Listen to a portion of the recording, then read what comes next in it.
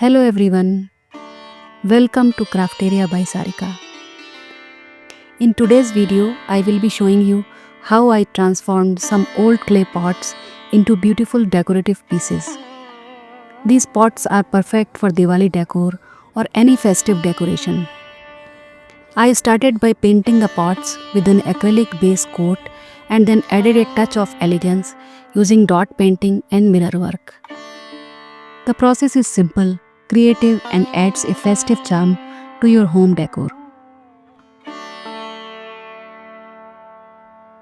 I hope this video inspires you to try making your own decorative clay pots for Diwali. So just follow along and see how I created these beautiful designs with dot painting.